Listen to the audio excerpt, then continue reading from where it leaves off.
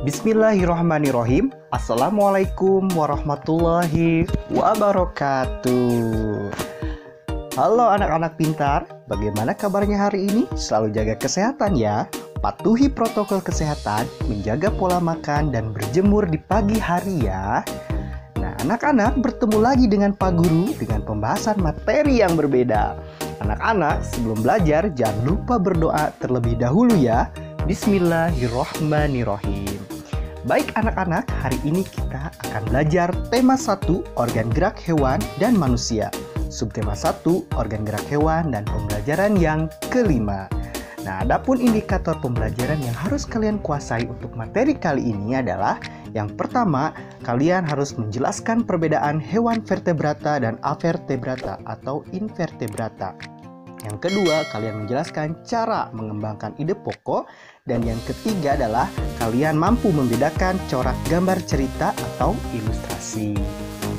Nah, anak-anak yang hebat, sekarang perhatikanlah tayangan berikut ini.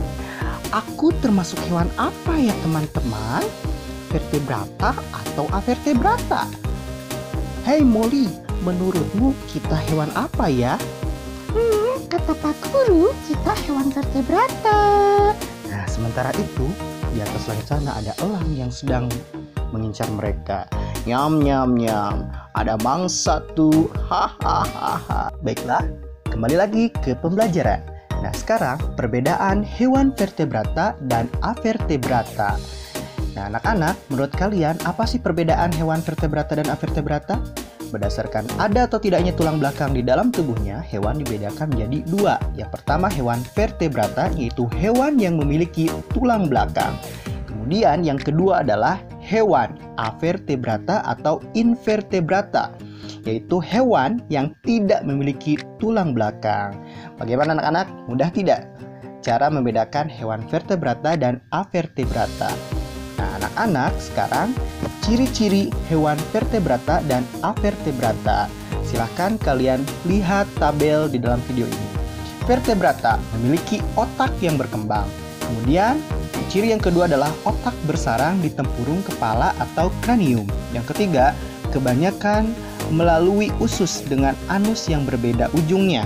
Yang keempat adalah memiliki sistem peredaran darah sebagian terbuka.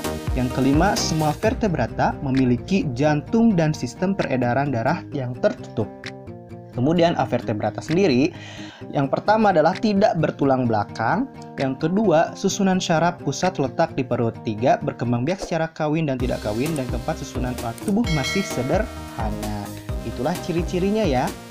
Nah, sekarang contoh hewan vertebrata dan avertebrata. Silahkan lihat gambar A. Gambar A adalah hewan vertebrata.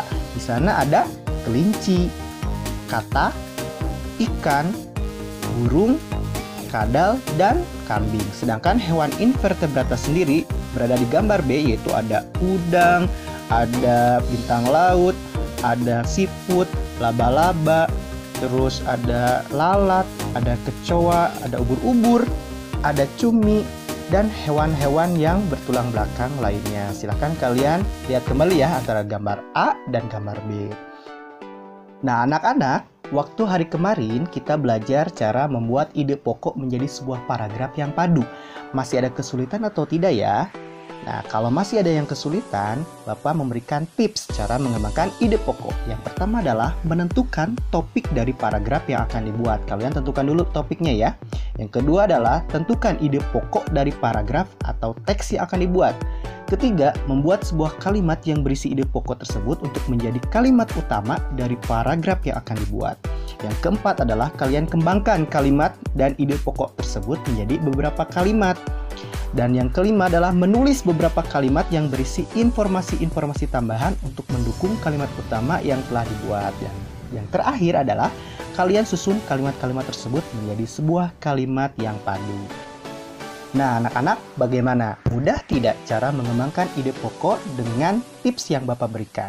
Semoga kalian bisa ya membuat atau mengembangkan ide pokok menjadi sebuah paragraf yang padu.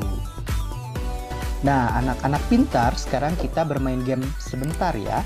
Nah, pasangkanlah gambar-gambar cerita berikut ini sesuai coraknya. Gambar A yaitu lukisan Mona Lisa. Gambar B adalah gambar Pak Presiden sedang memberikan vaksin COVID gratis. Yang gambar C adalah larva. Dan yang terakhir gambar D adalah gambar gajah dengan warna yang indah ya. Nah, sekarang coba kalian pasangkan dengan box yang ada di bawahnya. Kira-kira yang mana nih? Box kartun, dekoratif, realis, atau karikatur? Silahkan kalian pakai tanda panah, arahkan gambar Mona Lisa ke arah mana. Terus gambar Pak Presiden ini ke arah mana. Gambar larva ini ke arah yang mana. Dan gambar gajah ini ke arah box yang mana ya? Kartun, dekoratif, realis, karikatur. Nah, ternyata gambar Mona Lisa itu termasuk corak realis. Nah, gambar yang kedua adalah karikatur. Gambar yang ketiga adalah kartun. Kalian tahu kan kartun larva yang selalu ada di RCTI itu. Nah, sekarang yang keempat adalah gambar dekoratif. Nah, di antara keempat ini, kartun, dekoratif, realis, dan karikatur, kalian tahu tidak artinya? Kalau kartun apa, dekoratif apa, realis apa, karikatur apa? Nah, baiklah anak-anak, sekarang kita bahas ya tentang corak gambar cerita atau ilustrasi. Baik anak-anak, yang pertama adalah gambar realis, yaitu gambar yang dibuat sesuai dengan kenyataan atau keadaan yang sebenarnya. Kemudian yang kedua adalah karikatur, yaitu gambar yang dilebih-lebihkan. Ada perubahan bentuk pada setiap karakternya. Biasanya gambarnya itu ada kepalanya yang besar, terus badannya yang kecil, seperti itu. Kemudian yang ketiga adalah kartun, yaitu gambar yang mengandung humor, terlihat lucu, dan mengundang tawa. Dan yang terakhir adalah gambar dekoratif, gambar yang dibuat dengan tujuan menggambar bentuk benda menjadi lebih indah. Nah, anak-anak, sekian pembelajaran pada hari ini. Terima kasih atas perhatiannya. Wassalamualaikum warahmatullahi wabarakatuh. Semangat belajar, semangat berprestasi.